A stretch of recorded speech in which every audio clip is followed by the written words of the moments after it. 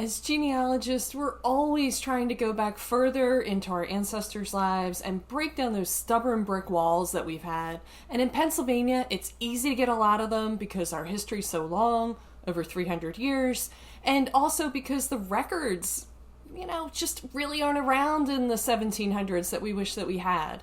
So these two history books are going to help you get the lay of the landscape of early Pennsylvania, really understand the kinds of people that came here, why they came here, where they lived once they got here.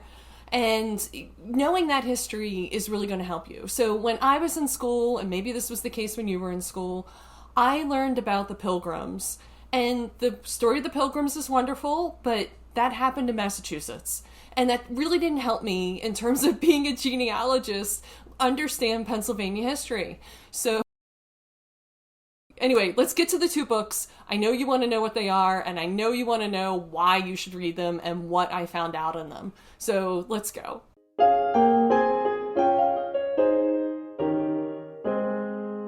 I want to start this episode with thanking people who have commented on the YouTube channel, sent me an email, or left a review on iTunes. I think that's the only audio platform at this point that accepts reviews. All of those things, the comments, the ratings, the following, the subscribing, dinging the bell on YouTube, all of it helps people find the podcast.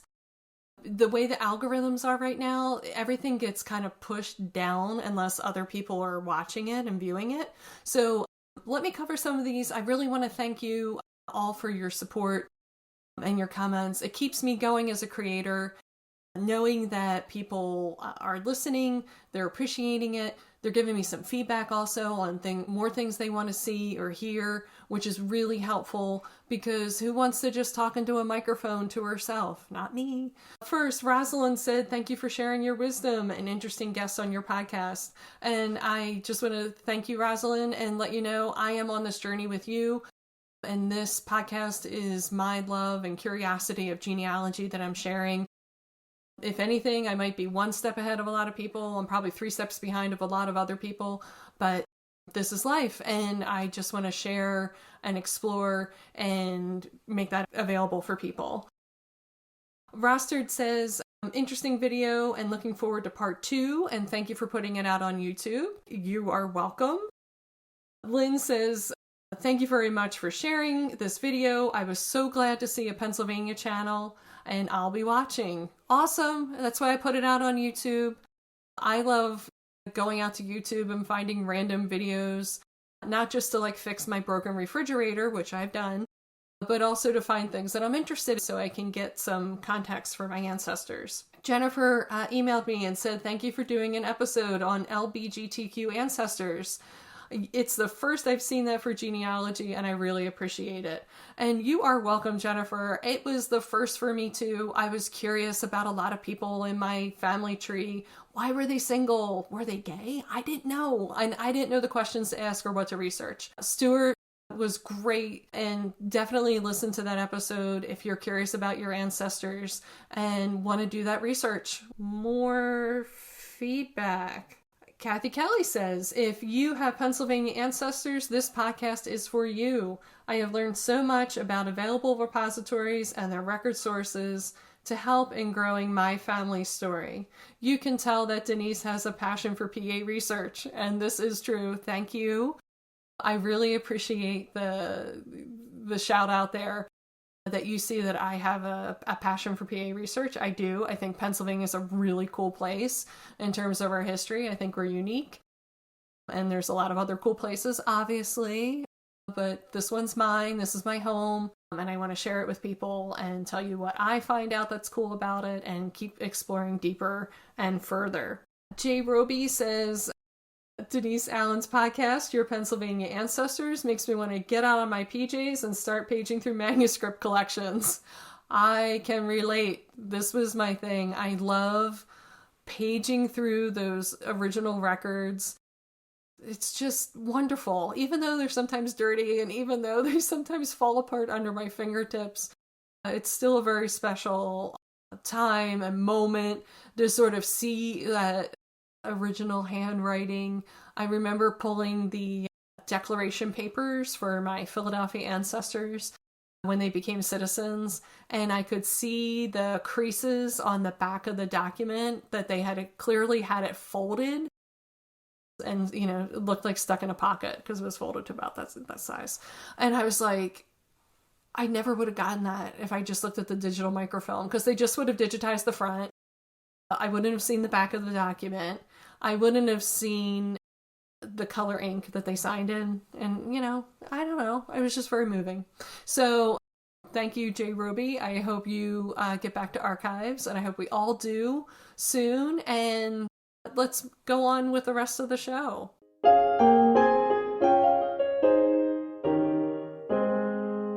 The first book I want to talk about is this book, The Making of Pennsylvania by Sidney George Fisher. This book, you can tell, is quite old. I bought a former library copy from Better World Books, but the book is also digitized for free on Internet Archive. It was published in 1896, and yes, well over 100 years ago. What is valuable about this book compared to modern history books about Pennsylvania history is it's slightly politically incorrect. I know. We're so used to sort of this standardized history and wanting every story about the past to be one narrative. Mr. Fisher definitely broke the narrative.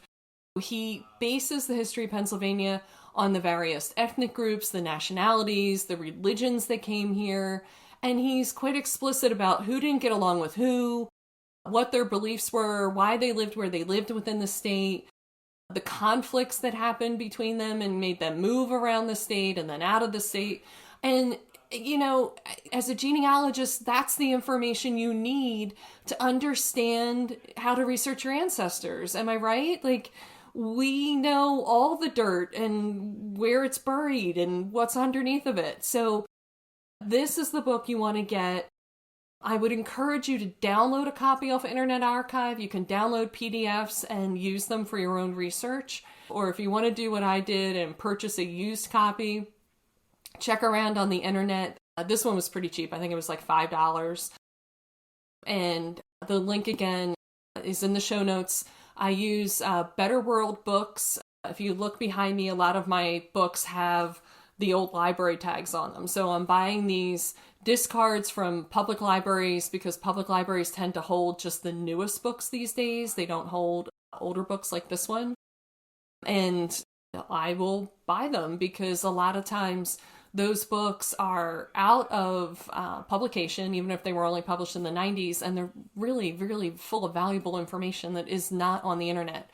So the second reason you want to read this book, once you're past the political incorrectness part, which is very helpful, is because of the detailed history of boundary changes in the state.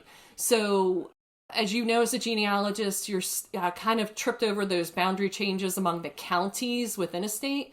Well, Pennsylvania had a lot of boundary changes in the 18th century. Maryland claimed Philadelphia at one point. They drew the line right north of Philadelphia. Connecticut took the top half of the state of Pennsylvania for a long time. Virginia claimed part of the state in the southwest corner. So if you're researching way back in the early 1700s, all the way up to the Constitution of the United States in the 1780s, you're going to want to figure out those boundary changes, because if you don't understand them and you don't understand the land disputes, you're going to have a hard time tracking your ancestors. And they might have testified in a court case to try to get their land back or to support someone else who was trying to get their land. And those court records are a really rich source of genealogy. And guess what?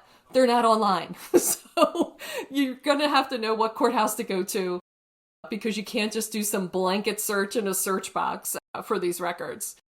So Sidney George Fisher, The Making of Pennsylvania, highly recommended. Now, the second book I read this winter, and it was a long, cold winter, right? Lots of snow here in Pennsylvania, was this book, American Nations by Colin Woodard. So this is about the 11 different cultures, regional cultures that were foundational in the making of what we now call America. And it starts all the way with the Spanish settlements on the West Coast, makes its way up and down the East Coast, even into Canada, and around Louisiana. As you can tell, a modern publication. It's currently in print right now. You can purchase it off of Amazon, but please don't. It's not that I don't like Amazon, but your independent bookstores are in need of support right now. So if you can afford to spend an extra $3 or $5 to purchase it from an independent bookseller, please do. Please support our local shops. And if you aren't sure or unable to get to a local independent bookseller, and Barnes & Noble is an independent, by the way, it's another corporation, but your local independent bookseller, there's a link in the show notes to bookshop.org, I forget the title, that you can use, and they pass around the orders to independent bookstores and they'll still ship it to you. It costs you a couple bucks more, but you're literally paying for someone's business to stay open in this time of just unprecedented closures. As you read this book, you're going to want to relate it to current times and current politics, and you can do that, but really focus on your ancestors and really seeing what sparks it creates for you in terms of your research. So for instance, one of the things I learned in this book, and I'm laughing thinking about it because these are my ancestors, and I was surprised to hear this because it was the first time I heard it. One of the areas of Pennsylvania, one of the regional cultures that Mr. Woodard talks about in this book is sort of the Appalachia region. And these folks were early settlers in terms of coming to the United States, and pretty much did not participate at all, were excluded from the writing up of the Declaration of Independence and then the United States Constitution. They were very much egalitarians. They very much wanted equal representation for people and really opposed sort of the top-down tax structure that was being put on people after the Revolution to pay for the war that had happened. And they did participate, in the war for independence, a lot of them. But these folks did not have access to a lot of hard currency, meaning gold and silver, and they needed to pay their taxes for their land in gold or silver. And their solution to try to deal with that and to have people not have their land confiscated by state authorities was to burn tax records and to tar and feather the tax collectors. So I can't believe I probably had ancestors tarring and feathering people over taxes, but I haven't found that out yet. But now I have a whole new set of records to research on my ancestors in early 1800s, late 1700s in Pennsylvania, when there probably weren't a whole lot of newspapers at the time in the rural areas, but there might be some records and some stories from people that I definitely need to dig into as things open back up. So this book is a fast-moving history. It's not at all boring. If you want, it's divided into the regional sections. You can just skip around if you want to do that. I read the whole thing because it was just so fascinating. And there's tons of references in here. So there's lots of endnotes at the end of each chapter, so you can follow up and do deeper research. And honestly, there were things and conclusions that Colin Woodward had that I disagreed with. I was like, well, I don't see it that way. But that's okay. Who agrees with anybody 100%, right? No one. But I can now follow up on his research and figure out what he used as a source to make that conclusion. So American Nations, there's a link in the show notes to a place to buy it from an independent bookseller. But you can probably get this anywhere books are sold because it's currently in publication. And following in the same lines as Mr. Fisher's book on the making of Pennsylvania, this does not match the current narratives that are out right now in terms of the founding of the United States. So it could be on the cancellation list. I don't know. We're in tumultuous times. Things are changing on a weekly, sometimes daily basis on what's available and what we can access and who's canceled and who's not, and hey, maybe I'll be canceled one day. But I highly recommend this book. It gave me huge insights for my ancestors, and it probably will for yours too.